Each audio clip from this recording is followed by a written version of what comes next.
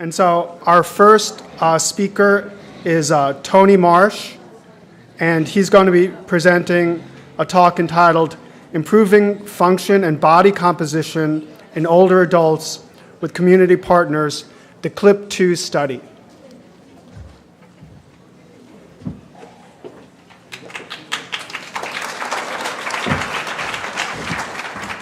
Thank you, Danny. Good morning.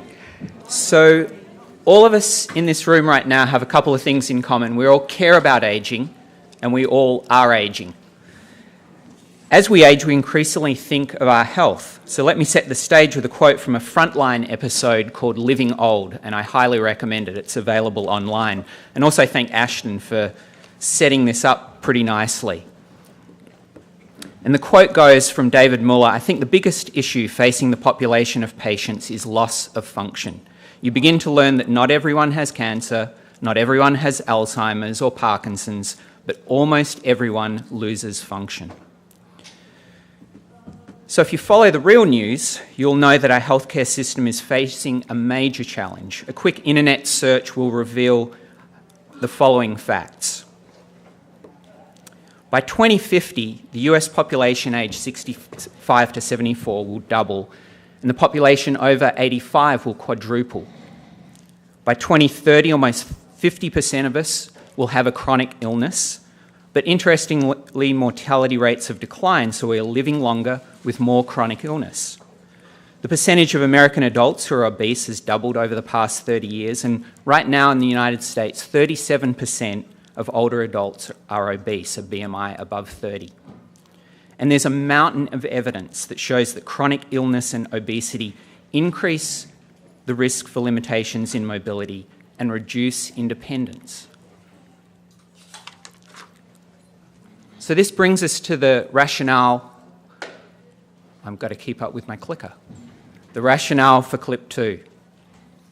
We know that reduced mobility and loss of leg strength are important risk factors for disability and the loss of independence, particularly among older adults with overweight and obesity who also have chronic disease. At the time we designed the CLIP-2 study, there was relatively limited data, and it wasn't clear whether community-based approaches to weight loss might be an effective solution to this public health challenge. So a question that we were interested in CLIP-2 is, could we produce changes in body mass, physical function and strength that are typically observed during clinic-based trials that are typically conducted under very tightly controlled conditions, and also at the same time examine changes in lean mass and bone mineral density during weight loss. So to address these issues, we designed the CLIP-2 study in partnership with 3 local YMCAs in Forsyth County. We enrolled 249 older adults with obesity and either cardiovascular disease or metabolic syndrome. And we randomized them to one of 3 intervention groups, a weight loss only group, a weight loss plus aerobic training, and a weight loss plus resistance training group for a period of 18 months. Each group received the same behaviourally based weight loss intervention, which targeted 7 to 10% weight loss over that 18-month period.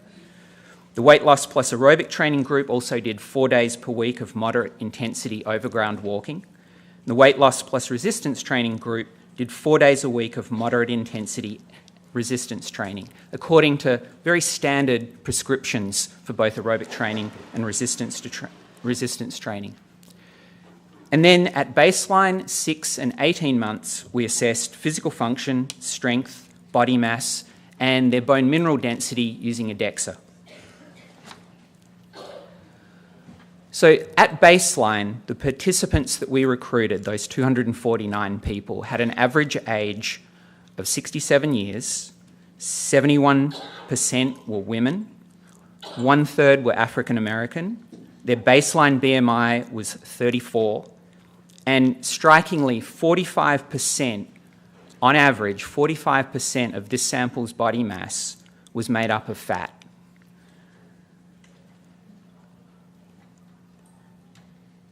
26% of our sample had CVD, 84% had metabolic syndrome or metabolic dysfunction.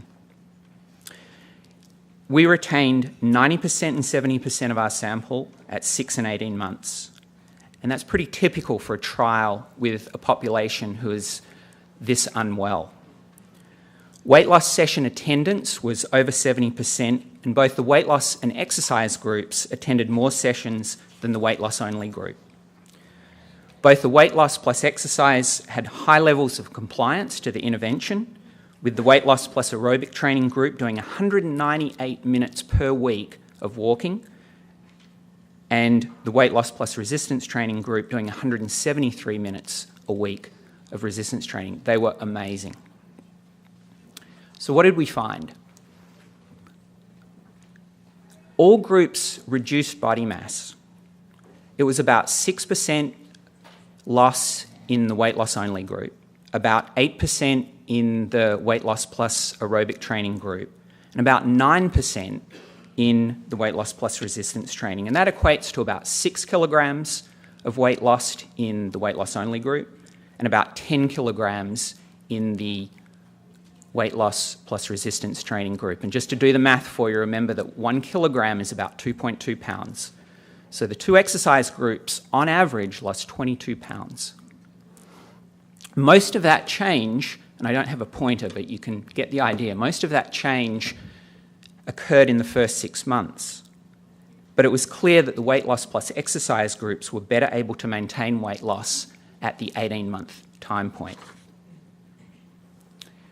With respect to mobility and strength, the weight loss plus exercise groups improved their 400-metre walk time by about 20 seconds, which is substantial in this group, and also their relative knee extensor strength compared to the weight loss alone group. So the solid black line is the weight loss only group, and that first graph there shows 400-metre walking time, and you can see the two exercise groups reduce their time to walk 400 metres and go up a little bit at 18 months, but much below the weight loss only group. And then on the right-hand side, the weight loss only group is again the black solid line, and you can see that their strength, their relative strength, is less than the two exercise groups.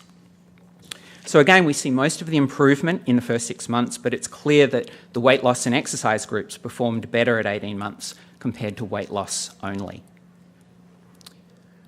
So a long-held view is that weight loss in older adults could be detrimental because weight loss leads to a loss of lean mass, muscle, and that may impair physical function. And I want to particularly shout out to Kristen Beavis, one of my colleagues in health and exercise science, who's been examining these body composition and bone mineral density data in the CLIP2 data set. So in this graph, we see change in fat mass and change in lean mass by group, with the light grey bar representing fat mass and the dark grey bar representing lean mass. So total body mass was significantly reduced in all groups, with the weight loss plus resistance training and the weight loss plus aerobic training groups experiencing greater reductions than weight loss alone. So the first set of bars is weight loss only, the second set of bars is weight loss plus aerobic training, and the third set of bars is weight loss plus resistance training. Change in lean mass was about 1 kilogram lost in the weight loss only, about 0.8 of a kilogram lost in weight loss plus resistance training, and the weight loss plus aerobic training group lost about twice what was lost in the weight loss plus resistance training group. So resistance training appears to preserve lean mass. Another thing that we all have in common is that we're all losing bone mineral density. This occurs in men at a rate of about 0.5 to 1% per year, and in women at about 1.5 to 2% per year, regardless of racial or ethnic groups. And so the graph there on the right just shows from 20 to 49, 50 to 59, 60 to 69, 70 to 79, and 80 plus, and you see there's this decline in bone mass across those age groups. And it doesn't matter what racial or ethnic group you belong to, you are losing bone mass. The effect of that loss can be clearly seen in the pictures on the left there, where we see a cross-section of a lumbar vertebra of a 37-year-old man, and underneath the cross-section of a lumbar vertebra of a 75-year-old woman. So there's some concern that weight loss in older adults might reduce bone mineral density and increase fracture risk in the event of a fall. So what do we find in CLIP 2? So the first bar is weight loss only, the yellowish bar is weight loss plus aerobic training, and the blue bar is weight loss plus resistance training. And these are bone mineral densities at the total hip, the next set, the femoral neck, and then the next set, the lumbar spine. And what we see is that there does appear to be attenuated bone mineral density loss at the total hip and the femoral neck when we contrast the resistance training, weight loss plus resistance training group versus weight loss alone, with the weight loss plus resistance training losing about 1.8% of total bone mineral density and virtually no BMD change at the femoral neck, while the weight loss alone group lost about 2.5% and 1% at those two sites. The lumbar spine's a bit perplexing, but it does appear that, if anything, the weight loss plus resistance training group gains a little bit of bone mineral density. So for those of you that would like the clip notes, what we found is that if you want to lose weight, please combine weight loss with exercise if you want to maximize impact on function. We also showed that weight loss plus resistance training was as effective as weight loss plus aerobic training. Both the weight loss that the group experienced as well as the adherence were excellent in the weight loss plus resistance training group. Skeletal health remains a bit of a question, but we saw changes that were fairly modest or right in line with what normal aging would produce. And if anything, we saw that resistance training might preserve bone mineral density during weight loss versus the weight loss alone group. And the last thing we learned is that the YMCA is a great community partner. The results we found in this study were comparable to a university research centre setting. The interventions were delivered safely by the YMCA staff and with limited oversight by our CLIP 2 trainers and advisors.